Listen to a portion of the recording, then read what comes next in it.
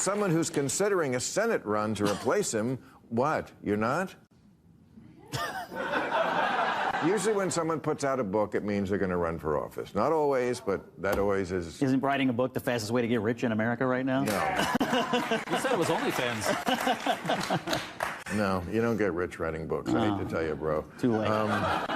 Anyway, what do you believe will be Mitch McConnell's legacy? I guess that's who you'd be replacing, right? Yeah. When you run for Senate, if you run for Senate. Republican Scott Jennings just reminded everyone why the left gets nervous when a real conservative walks into the room. On Real Time with Bill Maher, Jennings didn't just debate, he dominated. With calm precision, he broke down President Trump's foreign policy in a way that even Maher's own liberal audience couldn't ignore. You could feel the shift in the room. Laughter turned into applause, and the usual eye rolls turned into silent agreement. Jennings laid it out plain and simple. Under Trump, America didn't start new wars. Instead, he pushed for peace through strength, rebuilding respect abroad while protecting stability at home. He reminded everyone that Trump's approach wasn't about endless intervention or moral preaching. It was about keeping America strong enough that nobody dared to test it.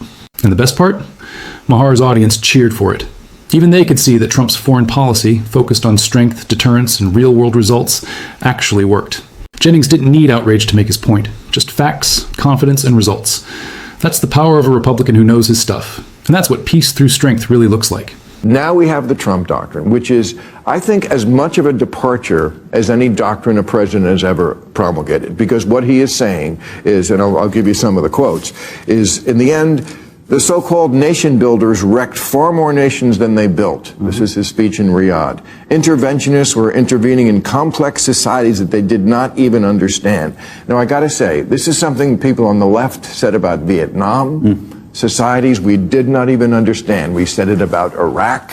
What are we doing here? But Trump is basically saying, we don't give a shit about what your morality is. And again, it's a hard one for people on the left to argue with, because they're the ones who say America's so evil. So his doctrine is basically, you do you. We all love money.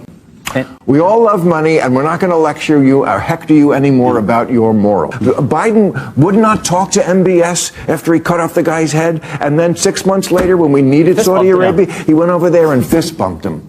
Something about the Republican doctrine that is fascinating to me. I've been in the party for 25 years, working in it. We've always been war and peace. I think Trump has changed it to peace and war. He talks about peace more than he talks about war. He's still hawkish enough to bomb people that need to be bombed, like the Houthi rebels. But I get the feeling he's responding to all these new inflows of constituents to the Republican Party. Maybe they were Democrats before, maybe they weren't even political before, but they would much rather hear an American president talk about peace. And the banner in the Middle East at his rally this week said, peace through strength, which is probably one of the most enduring slogans from the Reagan era. He doesn't agree with him on everything, but on that, I think he's right. But putting peace ahead of war, pretty popular with the American people. Right now. I was on this. You know it's bad for the left when even Bill Maher's own audience starts clapping for President Trump's foreign policy record. That's what happened when Scott Jennings calmly broke down the facts on Real Time. He didn't shout, he didn't grandstand, he simply laid out the truth. And it hit harder than any talking point the left could throw. Jennings reminded everyone that during the Trump years, America didn't start a single new war. Instead of sending endless billions overseas or abandoning allies in chaos, the Trump administration focused on strength, deterrence, and real-world peace. His peace through strength approach produced the Abraham Accords, weakened Iran's aggression, and restored respect for U.S. leadership. Compare that to the confusion and instability we've seen under Biden. Allies unsure, enemies emboldened, and taxpayers footing the bill. Jennings didn't need insults or outrage. He used results. And that's what left Maher's audience clapping and left Maher himself completely speechless. I mean, we put the devil in your pocket every day. Porn, sports gambling. I mean, these young men, I think, are somewhat in crisis because we put things in their hands that they had to previously work to get. And now they don't. And so it's easier to do that than to have a relationship. I think back in the day, you had to earn it.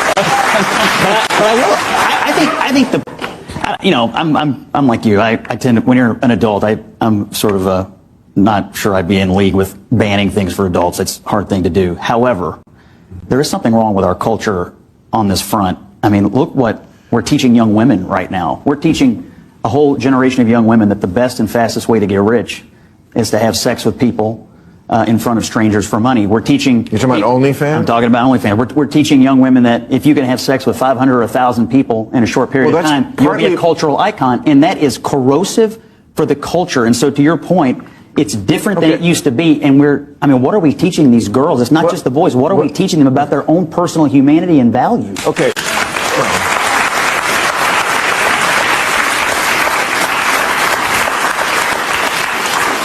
I don't think we're teaching them.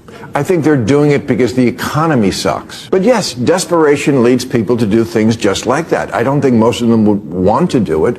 But I mean, we know in this state, there's no way a person can live in this state on a normal salary. They're just, and that's one reason. So you can either start OnlyFans or get a new governor or a new government. Maybe you should try that. I mean, you could change your politics, you know.